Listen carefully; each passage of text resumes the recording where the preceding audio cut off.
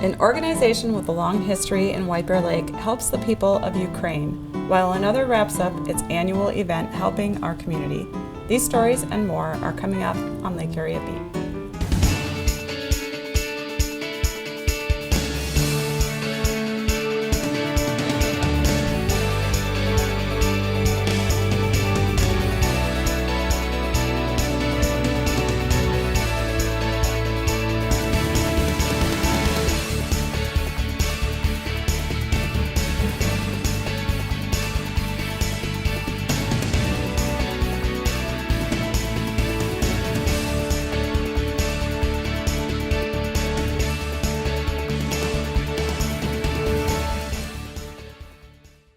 I'm Kurt Friesen. I'm Tracy Minarchek. We're the hosts of Lake Area Beat.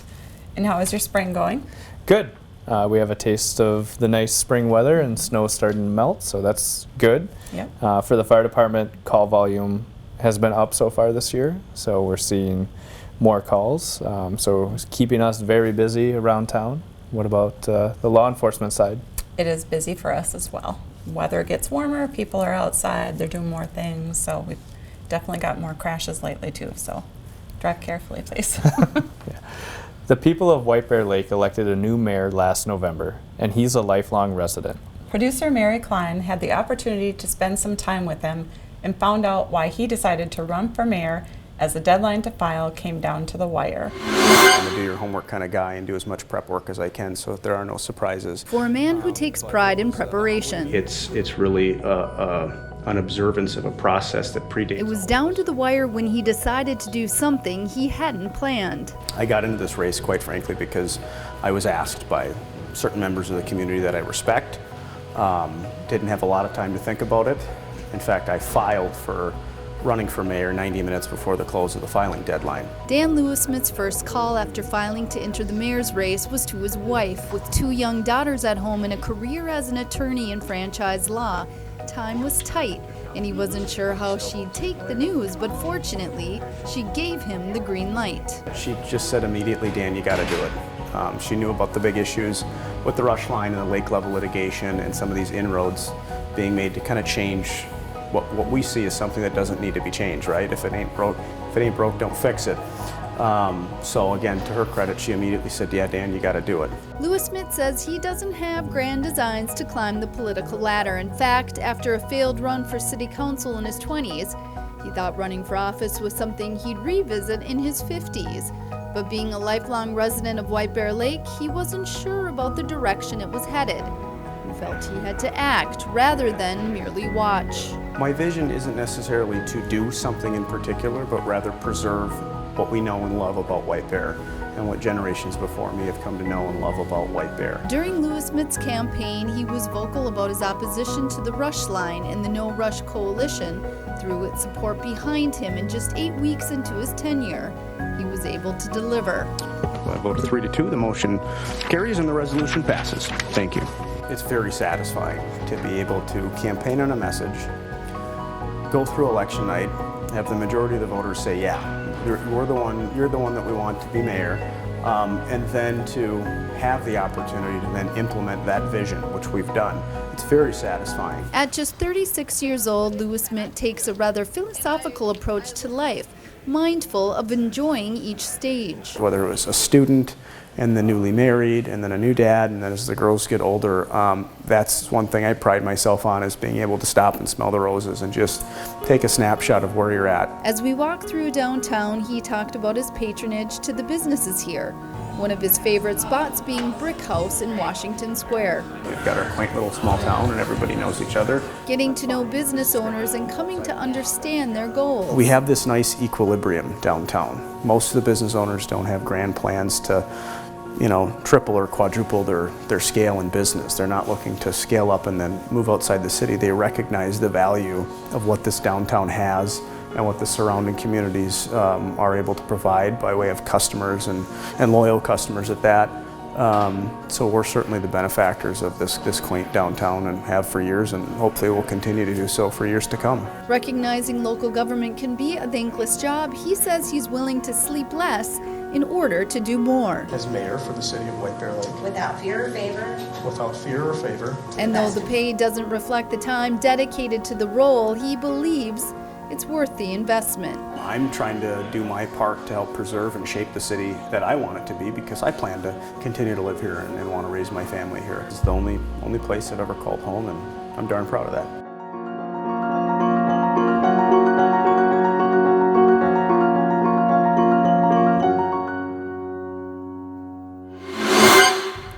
As many people know, there's also a new council member and city manager. We featured Lindy Crawford's story on the last episode. We did, and now we'd like to feature a local organization who does a lot for the community, but has extended their donation well beyond our city's borders. Here's that story. One of our service meetings, we were packing diapers and dog food for the food shelf. The word lion to many represents strength, which seems an appropriate name for an organization built upon hard work and action. You do the work, and it's really nice then to start seeing the fruits of that being done. The ages and backgrounds of the 74 members making up the White Bear Lake Lions Club may be different, We're friends, we're colleagues, we're family. but they all share a common goal. The motto for Lions Club International is "We serve."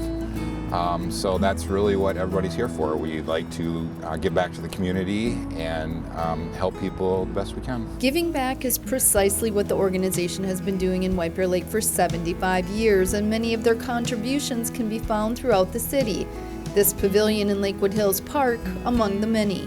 So it's a nice place to... Lion John Cellini has been a member for 7 years. And we dedicated that on Veterans Day, I think it was 2 years ago. As club president, he kicked off the annual Lions Club show, Get a Clue. Howdy, I'm Lion John Cellini, president of the White Bear Lake Lions Club, and I'd like to welcome you to our 75th annual show. Written and directed by club members, this year represented 2,000 hours of preparation. If you want to talk about dedication, our show is probably the epitome of a dedication.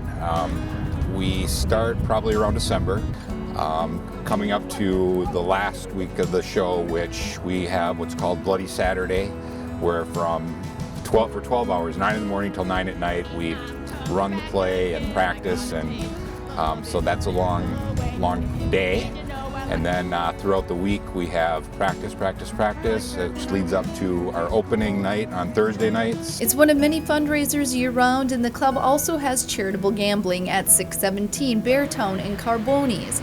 They donated $10,000 from this fund in an effort to help the people of Ukraine. We're an organization that likes to serve. It's not just our communities. We're compassionate, and we want to make sure that we're serving all of our world community as well. Another project is this All Abilities Park, which will open in summer, accessible to all children, including those with disabilities. When you look at like the playground here, how do you get a wheelchair here, right? Right. Though the projects number many in the city, the power of helping those in need extends beyond any geographical boundaries. I just think about, what would happen if something happened to White Bear, right? We can reach out to Lions Club International and, have them help us for our community. So, what comes around goes around. And, the Lions Club International in general, that's how we operate. We help each other out.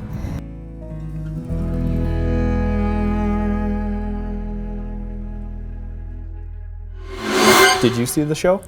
No, I didn't get a chance to, but you can watch it on SCC Channel 19, and so can I. Coming up after the break, we talk with the president of another organization helping those in need.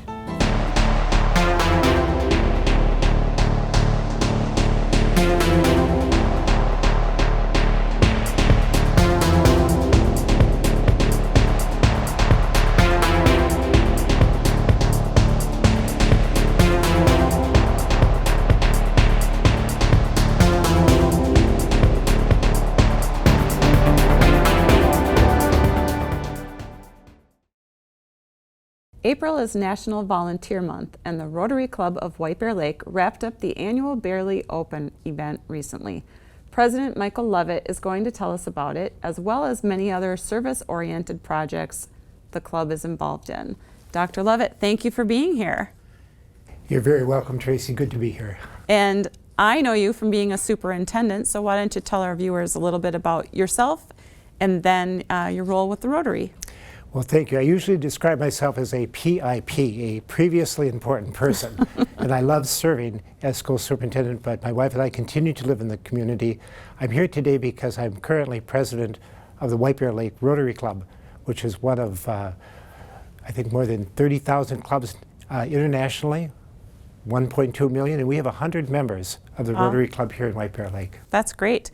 And before we got on camera, you told me that you're doing something a little different. You've got some younger members that you've brought on board that meet at a different time. Is that right? Yes. Well, our main club of 100 meets every Wednesday morning for breakfast, and not everybody can meet that schedule. We have teachers, other professionals, folks that work in a lot of different areas, and we're starting what we call a satellite club. We hope it will grow into an independent club, but it's mostly younger professionals. We're just starting off with 10 or a dozen. They meet on Thursday night once a month and then do a service project, and we really do the service projects together, so we're really happy about that. That's nice. That sounds interesting. And you do the Barely Open, and if you live in White Bear or around White Bear, you've heard of the Barely Open. Tell us a little bit about the Barely Open, and it's one of your annual fundraisers. How important is the Barely Open? Well, the Barely Open is really a fundraiser that started 15 years ago expressly for the White Bear Lake Food Shelf. And I know the first time I heard about it, I just arrived as the new superintendent in 2008, and in my Rotary Club I heard about Barely Open, and I had no idea what it was. It showed a picture of a bear on ice skates, and that puzzled me. And no folks said, we play golf. We have 19 or 18 holes of golf. We play on the ice. And I thought, this I've got to see. And so I volunteered and showed up, and it was so much fun. Really, Ken Galloway, one of the members of our Rotary Club, has been the very humble reason this has happened for 15 years. Ken, it's really not a project for the Rotary to raise funds for Rotary, but it is a project to raise funds for the food shelf. 15 years, this year more than 400 golfers signed up. We have community sponsors that make it a lot of fun. Ken has explained that he's going to be, within the next couple of weeks, he's going to be actually presenting the check to the White Bear Lake Food Shelf with this amount, but he's confident, he's told me, that we're going to raise enough this year to put us over the $2 million mark in terms of what the White Bear Lake Food Shelf will be able to purchase with the money.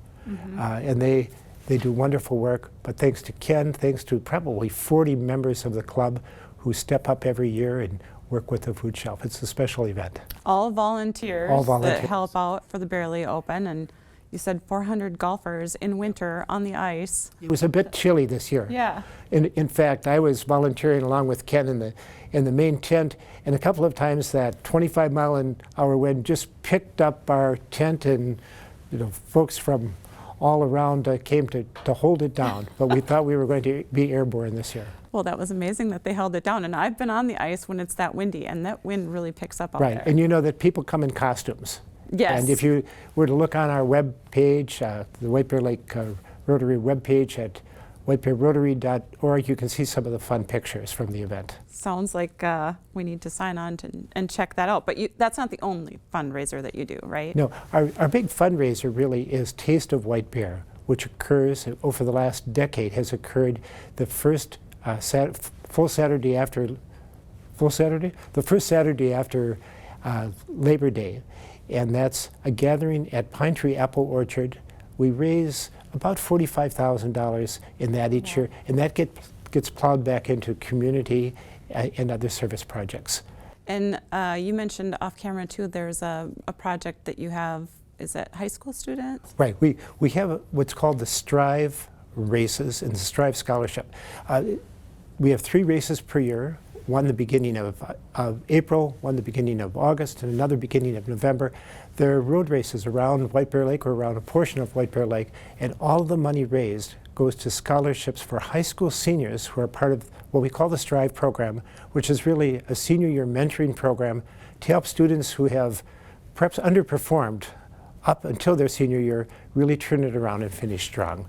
And those scholarships go to the students who have shown the most improvement in their senior year. That's amazing. It's quite an incentive. Sounds like you have a lot of fundraising, but you're not short of money to give back to the community for a bunch of different things. Right, we reinvest on the order of $60,000 to $70,000 per year from the taste, from another event we do.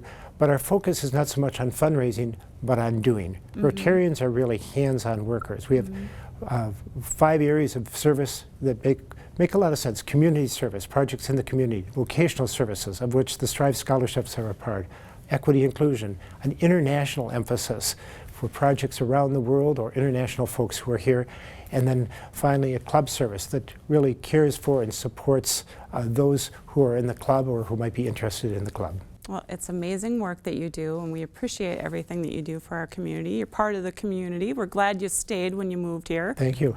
Thank you very much for being here today, too, Dr. Levitt. We appreciate it. Thank you, Tracy. And for anyone interested in learning more, you can check out the Rotary Club's website. Gas prices will likely remain high for some time, and this next story highlights a local gas station owner and how it's affecting business. How's it going? From behind the counter of this marathon gas What do you station, think about the gas prices? owner Sajid Tarji says his customers are up front when it comes to rising gas prices. What are the prices today? I didn't even look. $3.79. Yeah. Yep, it's not good. His customers, mostly locals and many seniors, all had opinions on the matter. Yeah, they don't like the price. And a lot of time every day they're asking me, they come in before, is the price gonna go up tomorrow? And I'm like, I don't know. And they weren't shy about sharing their thoughts with me either. Are you gonna be getting gas if it's $7 here? No ma'am, I'm gonna get on my bike.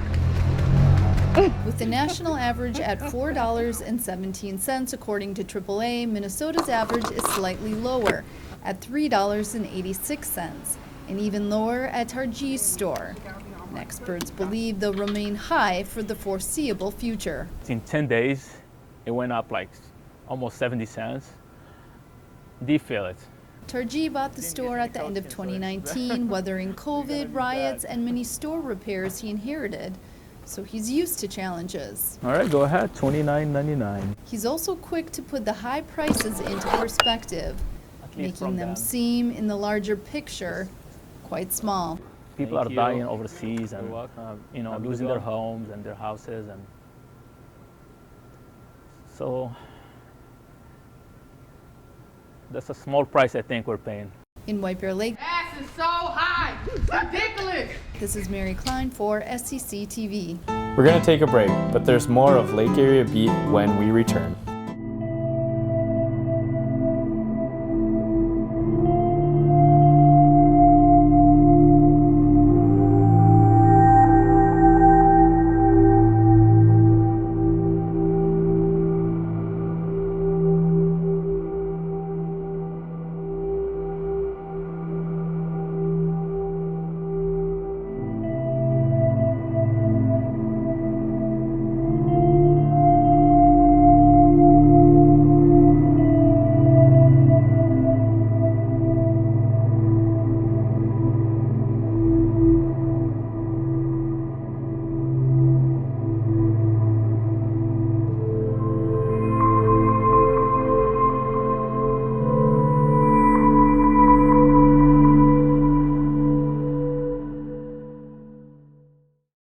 Welcome back. It takes less than 7 seconds to steal a catalytic converter, and there were 193 stolen in White Bear Lake last year alone. That's a lot. It is a lot, and that's just the catalytic converters that people are stealing. So we need people to kind of keep lights on. If they have cameras monitoring their driveway or the neighbors or something, we'll take the video for that, and you can mark them. You can mark them with the license plate or your VIN, but if you put your VIN on there, you should put other information on there, like your vehicle make and model, so that we can try to look that information up. We just had one the other day that got recovered. It had the make and model and just part of the VIN on it, and so they were having trouble figuring out what car that came back to. So good tips. Yep, so put some good information on it, do what you can. Absolutely. They're out there cutting them off. Absolutely. It's not good. No. Who doesn't like a dog in the workplace? I love dogs in the workplace. As we see in our next story, customers at a local shop appreciate the four-legged greeting they get when they enter. You guys support us, and I'm happy to give back to the community. So we do a lot. We do a lot in the community. In the world of a small business liquor store owner, As you can see, we did freight today, and that's what I do. I go pick up freight, we unload it, and we do it all ourselves. you have to be big in spirit, doing more to compete with superstores. We just got to work harder than everybody else, and that's what we do. Eric Hendrickson and his longtime employees at Matamidi Liquor Barrel Pretty much I've been here since I was like 4, Yeah. running around this place, but are like family. Say hi to Hi, Chris. the dog whisperer. Several of them grew up here and began working at 17. We start them all at 17 when they're in the family. 11 years ago. Yeah, 11 years ago. But humans aren't the only hard workers to find. 14-year-old Summer and 4-year-old Kona. Hendrickson's English Yellow Labs earn their pay in treats, greeting customers all day long. Yeah, we have Summer right here on the left, my left, and Kona on the right. Summer has been, I started bringing her when she was a puppy, 2 days a week, just out of innocent, didn't want to leave her home all day by herself. And people really took on to it, and she has just been the model shop dog. Often waiting by the door, the dogs have identified their favorite people, usually those with stuffed pockets, and even recognize their cars when they pull into the parking lot. We're not supposed to do that though. Sit. The store is pet friendly, and though a very small percentage of people aren't keen on the canines, most are. You're just so sweet. Taking joy in the simple act of petting. I feel we're in the therapy business, right? I mean, with the adult beverages, but people do come in to get their therapy with the dogs as well. We have many, many customers that come in and don't even buy anything just to see the dogs when they know they're here. So just come to visit the dogs. It's a great thing. Hendrickson has owned and operated the store for 23 years and has expanded the space with an extensive wine selection to nearly 6,000 square feet.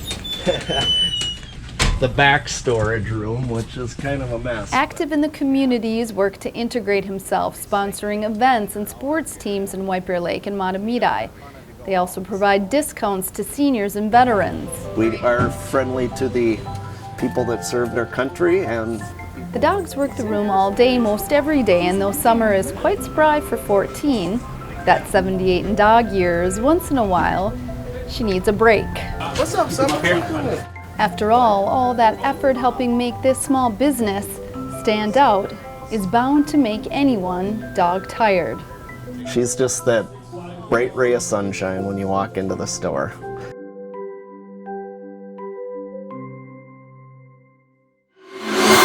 You're a dog lover, right? I do love dogs. Well, I was going to name off all the dogs at all the businesses in White Bear Lake where I go see. But Bear is one of my favorites. I've been trying to get a dog at the police and fire station. Would you support that?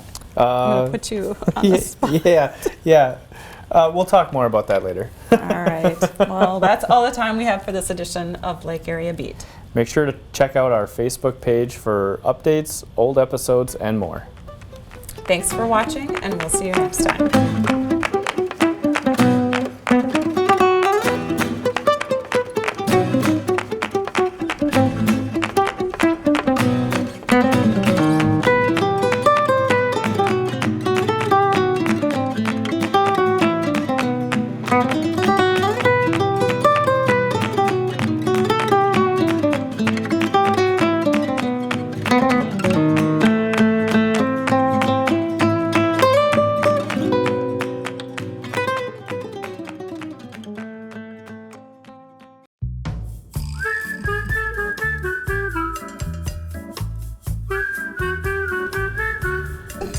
I really seriously that. I could do it again if you want. I'm fine with it, Mary. Oh my I know goodness. your standards are high. Just pull it up again if you want. Just no delay. No, I think you nailed that. That was awesome. Good. Yeah. We're gonna take a break, but there's more of Lake Area. I was gonna say on. I was gonna say on. I thought you were just pretending that you were messing around, but you actually messed around. Yeah. Mine, Sorry. I think, is somewhere else. Clearly. He's not All you committed had to say was, but there's more of Lake Erie Beat when we return. That was it. I was gonna say on, and then I saw of, and I was like, I might as well stop here. There's more of. Why would you say there's more on? Because it was like a TV show. Sorry, Mary. I don't know what to tell you. You're not. I feel you're not committed to this as you should be. All right, ready? 3, Are you ready? 2. We'll find out. 1. She checked it off. She checked it. See that? She didn't even notice. I know. I kind of said like the story, and then I was like, no, it says that story, so it kind of came off as the story. She did. She checked it off on her little So clipboard, it's so that means it's done. It's done. It's in the books. There's no going back now. We'll also meet the new mayor and tell you a few tips to potentially save big money at Menards. Sorry, this isn't an advertisement. Could be. I mean, maybe they pay you big money to advertise You never Menards. know. Get one in town, we'll see. It could be the new spokesman. There you go.